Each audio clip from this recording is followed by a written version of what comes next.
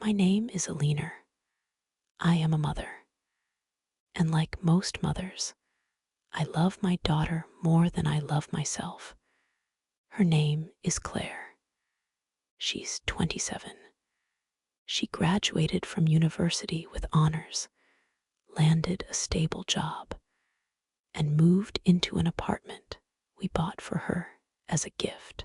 My husband and I have always been proud of her, not just for her achievements, but for her kindness, her strength, her grace. We dreamed of her walking down the aisle, building a family, raising her own children with love and laughter. But dreams don't always unfold the way we hope.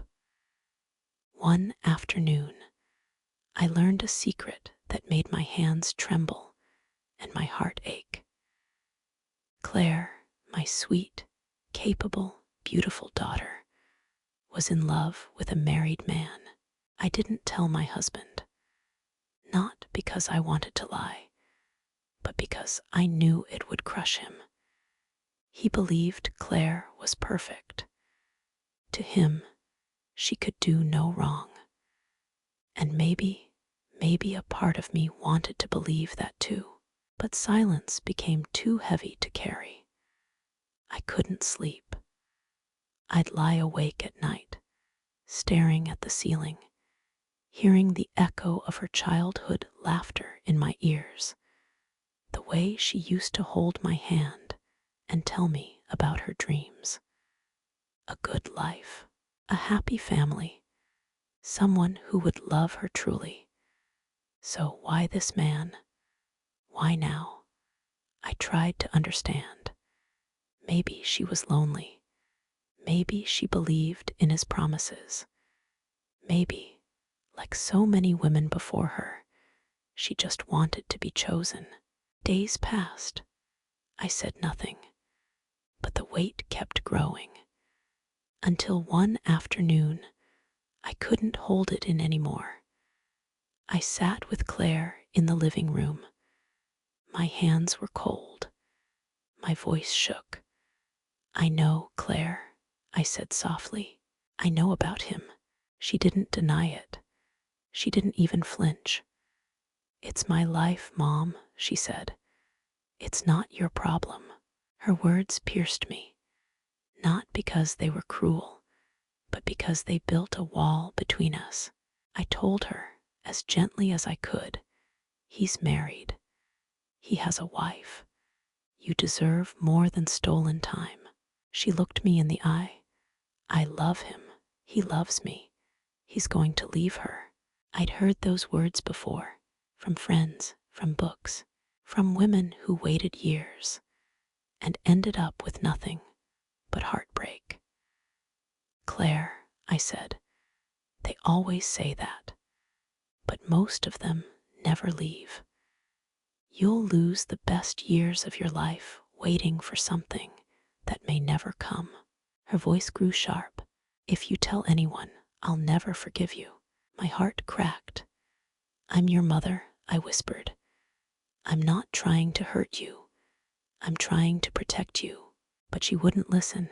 You're just old-fashioned. You don't understand what love looks like today. She stood and walked away. I sat in silence, tears falling quietly, wondering how the little girl who once clung to my sleeve had become this woman, fierce, stubborn, but blind to what was coming. I called a friend that night, crying softly over the phone. I don't know what to do, I said. She's throwing herself into pain. My friend sighed. She's an adult. She has to learn for herself. But does she? I whispered. Why does learning always have to come with suffering? Still, I stayed silent with my husband. I smiled when he asked about Claire. I kept cooking dinner, folding laundry, pretending everything was fine. But inside, I was breaking. One night, I sat alone at the kitchen table, holding my phone, staring at Claire's name. My fingers hovered above the screen. I wanted to call. I wanted to say something, anything that would reach her. I pressed dial. Her voice came through, quiet and distant. "I'm busy, Mom. Please," I said, "can we talk?" A long pause, then finally, "I'll come tomorrow." She arrived the next evening. She looked tired, not just physically, but something deeper, like her soul was carrying too much. I made her favorite tea. We sat in silence. Then I looked at her and said, "I love you, Claire. That hasn't changed. But I'm worried. This man, I don't trust him, and I don't want to see you hurt."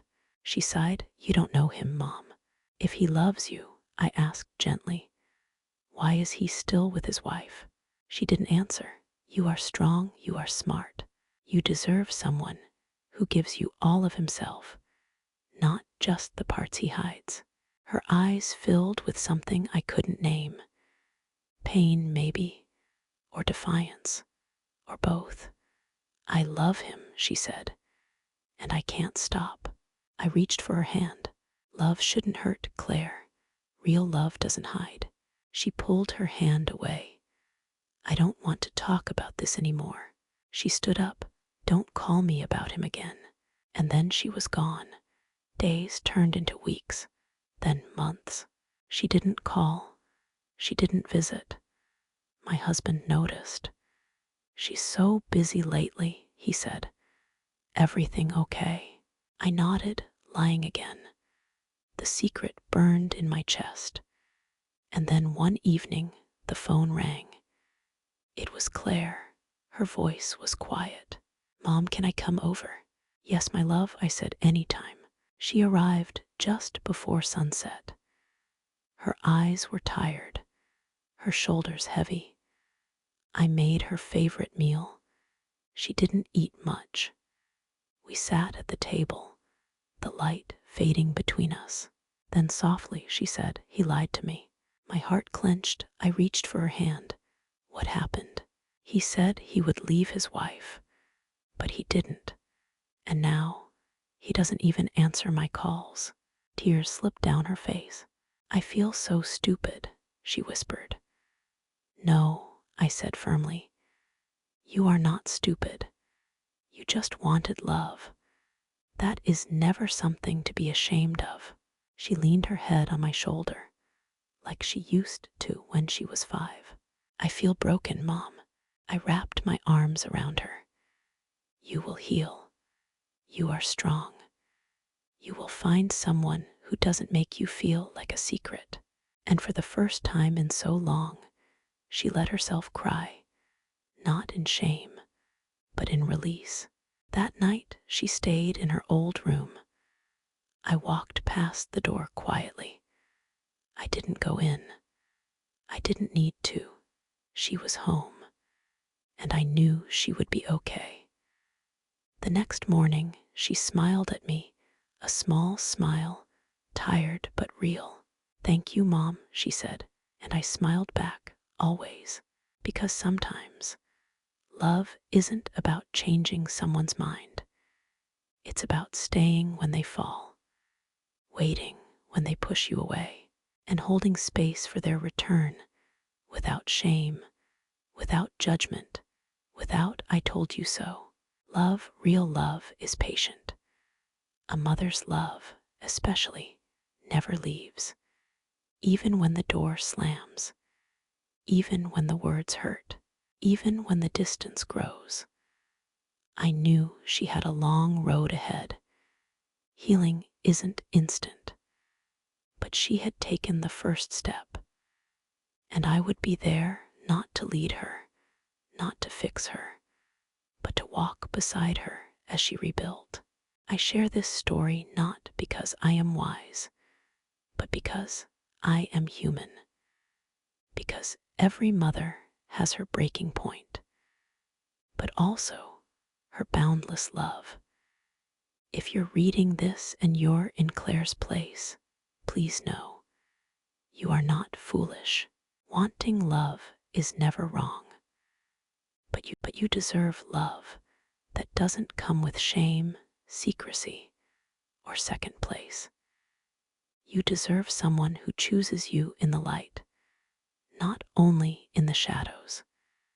And if you are a mother like me, watching someone you love walk toward heartbreak, know this. Sometimes they won't listen, but they will remember. And when they fall, you will be the first place they come back to. That is what it means to be a mother, to hold on and to let go.